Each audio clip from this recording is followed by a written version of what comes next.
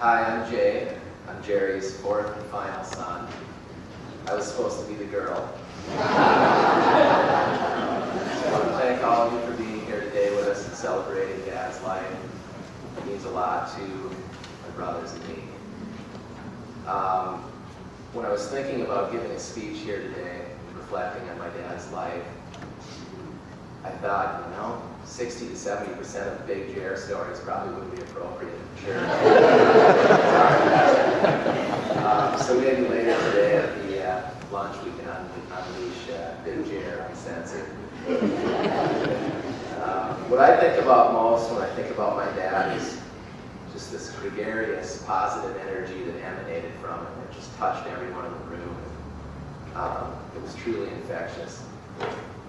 Like many men of his generation, Dad had a difficult time expressing his love for his kids on an emotional level.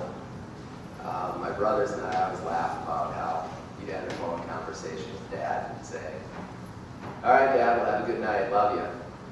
And he'd get all uncomfortable. Instead of saying, "I love you back," he'd say, "Thank you."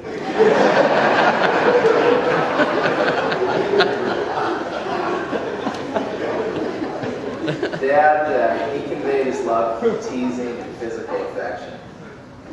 He used to tease me about politics. He teased me about the Vikings. He teased me about my hair.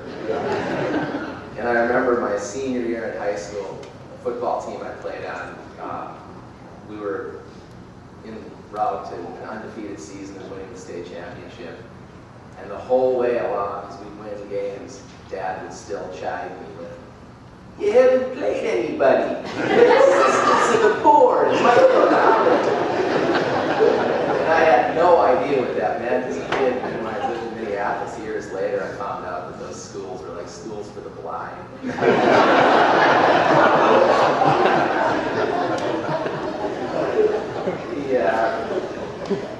He also loved to wrestle and taunt you of the impending leg squeeze. My dad had calves the size of cantaloupes. And that was always the big fear, was that he could wrap his legs around you and squeeze you like a boa constrictor. Until you begged for mercy, and then finally he'd let you go and think you were going to stand up, and all of a sudden they'd tighten again. Pull you back down, and he'd do that about 5 or 6 times, just keep teasing. Speaking of his calves, I talked to my cousin, Jay Cloggy, the other night, called to offer his condolences. And early in the phone conversation, he half seriously said, "So is he donating his calves to science?" And then he would follow that up with, "Yeah, those things should be in the Smithsonian." So right now, I'm going to give Dad a little of his own medicine and tease him a little bit about his relationship with money. We all know he'll love this. Dad was, to put it kindly, a frugal man. But he also was very generous in many ways.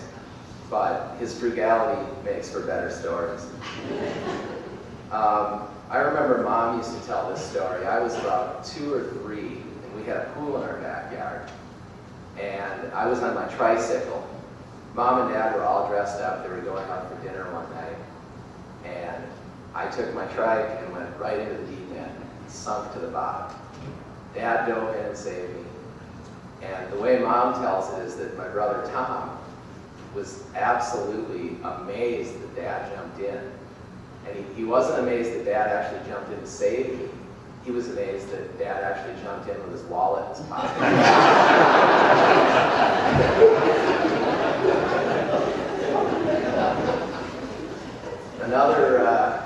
Another line I remember hearing a lot of in the 70s was Dad was getting in the stock market. And it was the word commodities. And it always was followed with, "I took a bath in the commodities market."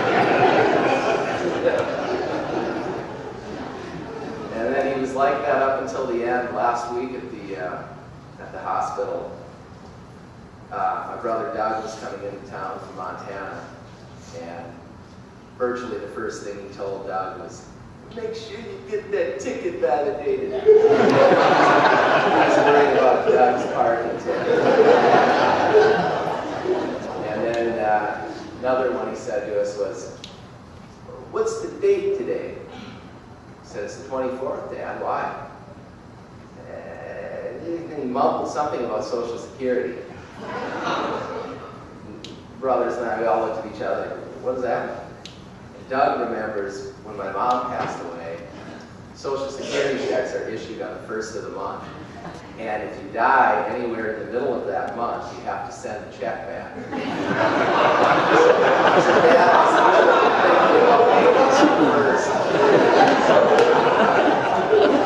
we even joked about, let's just pull the sheets off the wall here and get it to the 1st. Let him go truly peacefully.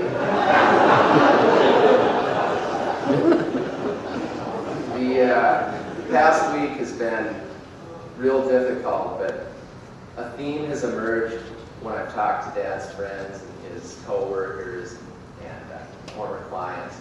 They all say the same thing. They all say, I love your dad. What a great guy. It's a huge loss that he's not going to be with us.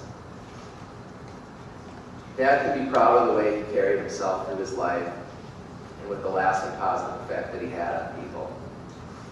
I'm so grateful that I had the opportunity to let him know how much he meant to me before he passed away.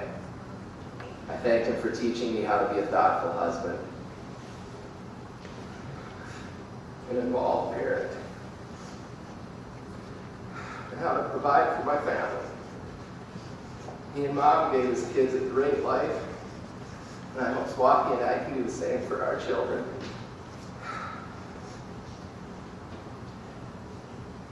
Thank you, Dad, for warming our childhood with your beautiful smile, your hearty laugh, and of course, your teasing. I love you.